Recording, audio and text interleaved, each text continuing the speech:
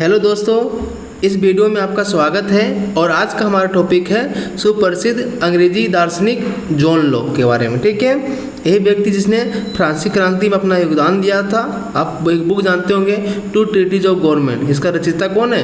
John Locke. तो बोल रहा है कि सुप्रसिद्ध अंग्रेजी दार्शनिक जॉन लॉक का जन्म सोमरसेट शायर एवं रिंगटन नामक स्थान पर सन 1632 ईस्वी में हुआ था। ठीक है, याद रखिएगा, ये एक अंग्रेजी दार्शनिक थे। जन्म हुआ था सोमरसेट शायर रिंगटन में। कब हुआ था? 1632 ईस्वी में। 1658 ईस्वी में एमए की उपाधि प्राप्त करने के बाद वह क्राइस्ट चर्च कॉलेज में यूनानी भाषा, दर्शन शास्त्र और अलंकार शास्त्र के व्याख्याता नियुक्त हुए। मतलब प्रोफेसर कब बने? 1658 में एमए के उपरांत बने। ठीक है, लोक ने इंग्लैंड के गौरवपूर्ण क्रांति 1688 में का समर्थन किया। ठीक है, अब बोल रहा है कि स्वास्थ्य की दुर्बलता के कारण लोक को 1704 में मृत्यु हो गई। ठीक है, यानी का मृत्यु कब हुआ था? 1704 में, है ना। आगे देखें, लोक की प्राकृतिक अवस्था राज्य के पूर्व की थी किंतु समाज के पूर्व की नहीं। लोक ने अपनी सामाजिक समझौते सिद्धांत के अंतर्गत दो प्रकार के समझौते का उल्लेख किया है। जनता से समझौता, जिसके परिणाम स्वरूप समुदाय का जन्म होता है। समुदाय और सरकार की भी समझौता, जिसके परिणाम स्वरूप राजा का जन्म होता है।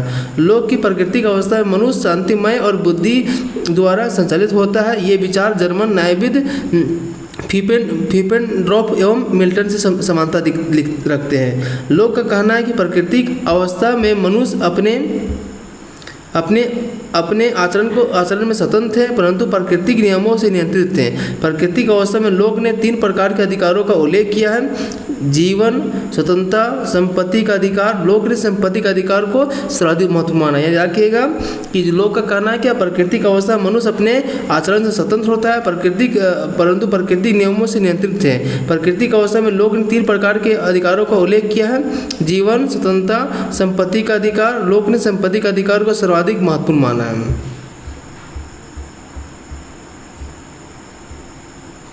आगे देखिए, लोक ने श्रम के फल का सिद्धांत प्रतिपादित किया है। उनका कहना है कि प्रत्येक मनुष्य का श्रम अपना है और इसलिए जिस वस्तु के साथ वह इसको मिलता है वह भी उसको ही हो जाएगी। इस सिद्धांत में मालिक के नौकर द्वारा किया गया श्रम भी शामिल है।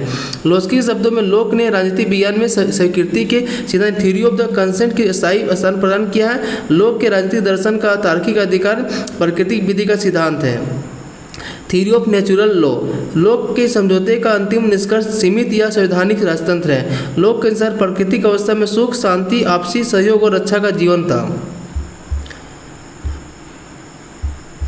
लोक के अनुसार प्राकृतिक अवस्था में सुख, शांति, आपसी और सहयोग और रक्षा का जीवन था।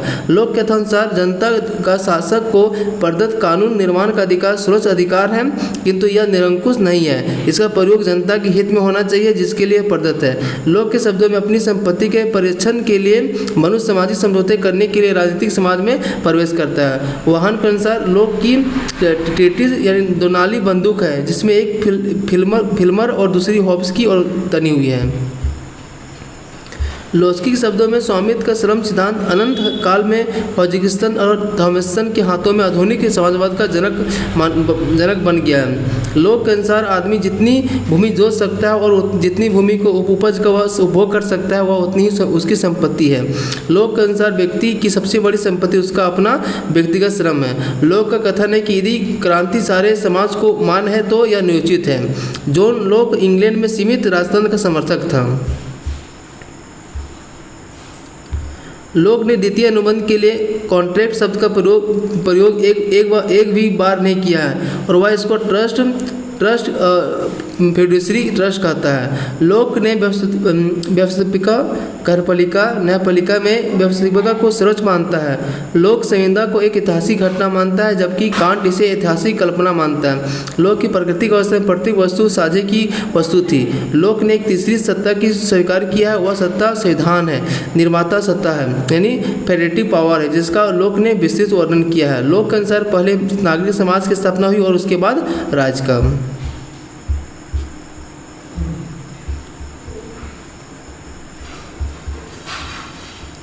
आगे देखिए, लोक ने संप्रभुता को ना तो सबसे ऊपर मानता है और ना ही अविभाज्य। संप्रभुता को जनता के लिए बस निवास करती है, परंतु उसका वास्तविक उपयोग सरकार द्वारा किया जाता है। लोक ने शक्तियों की पृथक्करण के सिद्धांत प्रतिपादित किया है, तथापि शक्ति पृथक्करण का वास्तविक प्रणेता मॉन्टेस्क्यू को माना जाता है। लोक राज्य को उतना ही कर लेने का अधिकार देता है जितना राज्य के लिए आवश्यक है। थैंक यू दोस्तों, वीडियो अच्छा लगा तो लाइक कर दीजिए।